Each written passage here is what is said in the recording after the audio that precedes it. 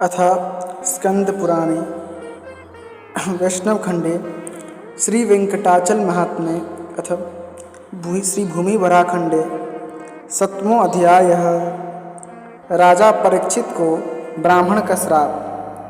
तक्षक के काटने से उनकी मृत्यु तथा उनकी रक्षा न करने के पाप से कलंकित काश्यप ब्राह्मण का स्वामी पुष्करणी में स्नान करके शुद्ध होना।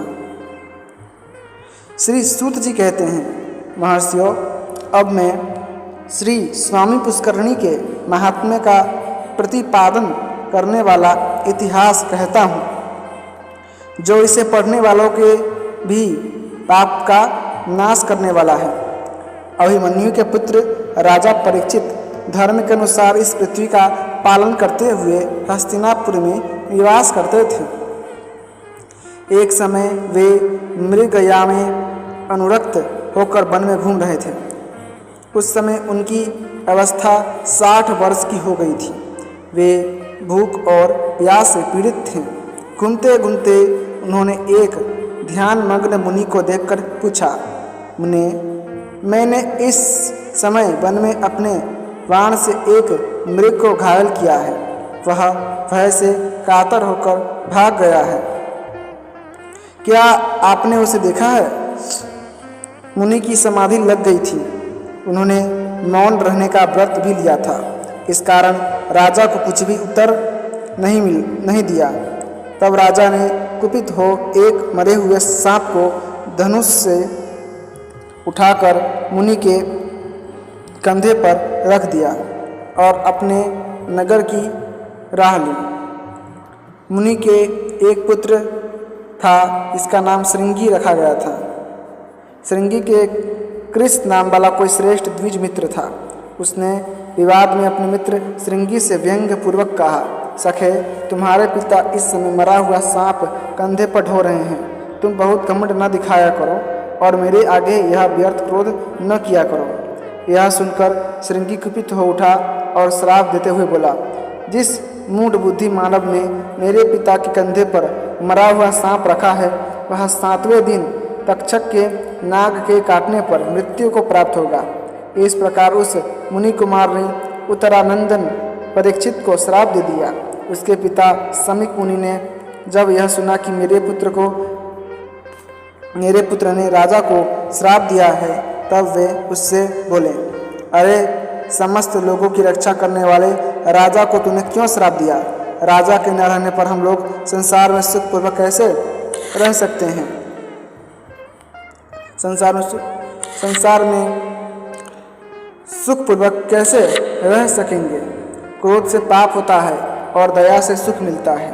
जो मनुष्य मन में आए हुए क्रोध को क्षमा से शांत कर देता है, वह इहलोक और परलोक में भी अतिशय सुख का भागी होता है। क्षमा युक्त मनुष्य ही उत्तम श्रेय प्राप्त करते हैं। बेटे को इस प्रकार समझाकर समीक ने दोरमुख नाम वाले अपने शिष्य से कहा, वत्स दोरमुख, तुम जाकर राजा परीक्षित से मेरे पुत्र के दिए हुए श्राप का वृत्तांत, जिसमें रतक्षक नाग के डसने की बात है, बता दो। रामते, फिर शीघ्र मेरे पास लौट आना।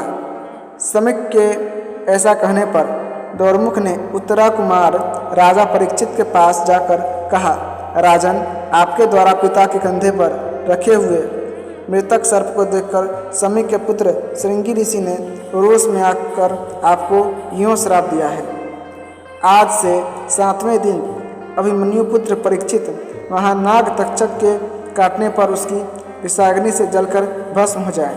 राजा से ऐसा कहकर दोरमुख शीघ्र लौट गया। उसके जाने पर राजा ने गंगा के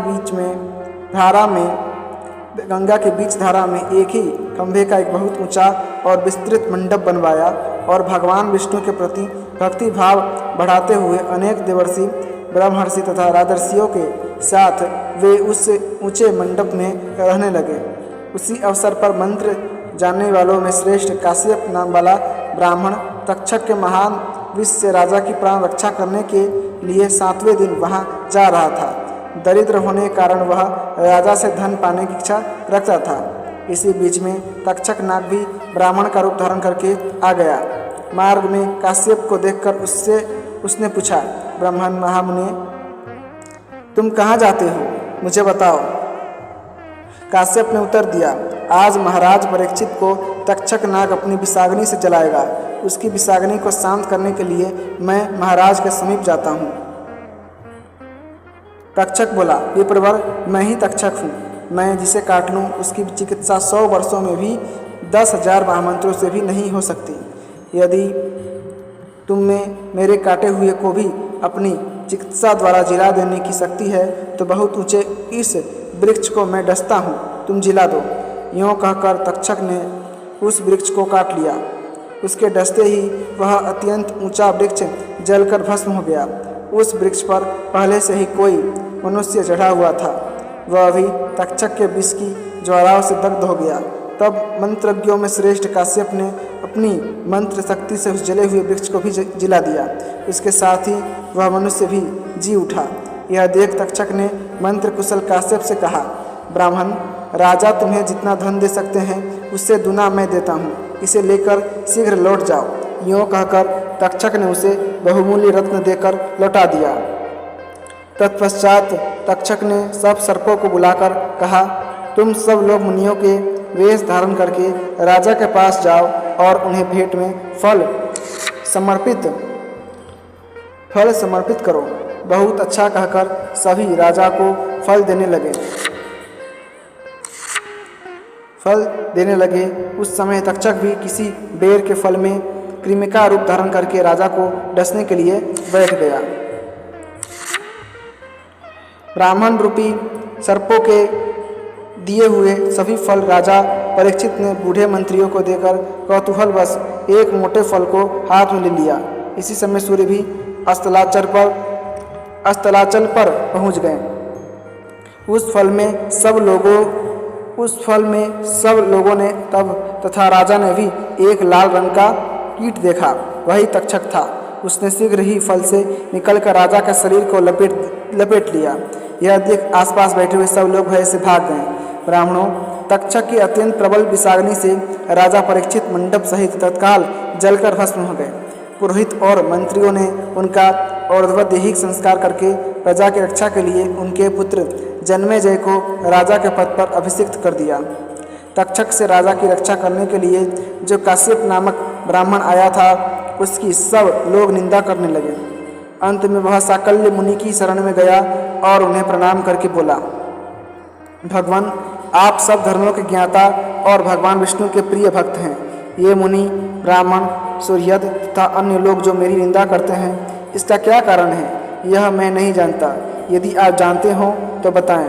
तब महामुनि साकल्य ने क्षण भर ध्यान करके काश्यप से कहा, तुम तक्षक से महाराज परीक्षित को बचाने के लिए जा रहे थे, किंतु आधे मार्ग में तक्षक ने तुम्हें मना कर दिया। जो मनुष्य विष, रोग आदि की चिकित्सा करने में समर्थ होकर भी काम, क्रोध, भय, लोभ, मात्सर्य अथवा मोह से विष एवं रोग से पीड़ित मनुष्य की रक्षा नहीं करता, वह ब्रह्म हत्यारा, शराबी, चोर, गुरुपत्नीगामी तथा इन सबके संसर्ग दोष से दूषित है। उसके उद्धार का कोई उपाय नहीं है। महाराज परीक्षित पवित्र यश वाले धर्मात्मा विष्णु भक्त, महायोगी तथा चारों वर्णों की रक्षा करने वाले थे। उन्होंने व्यासपुत्र सुखदेव जी से भक्तिपूर्वक श्रीमद् भागवत की कथा सुनी थी। ऐसे पुण्यात्मा राजा की रक्षा न करके जो तुम तक्षक के कहने से धन लेकर लौट गए, उसी कारण से श्रेष्ठ ब्राह्मण और बंधु बांधव तुम्हारी निंदा करते हैं। मरने वाले मनुष्य के प्राण जब तक कंठ में रहते हैं तब तक उसकी चिकित्सा करनी चाहिए।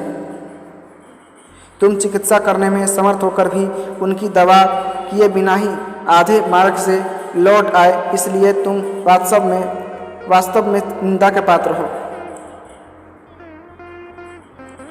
काश्यप बोले, उत्तम व्रत का पालन करने वाले साकल्य जी, मेरे दोष की शांति के लिए कोई उपाय बताइए जिससे मेरे बंधु बांधव और सूर्यद मुझे ग्रहण करें।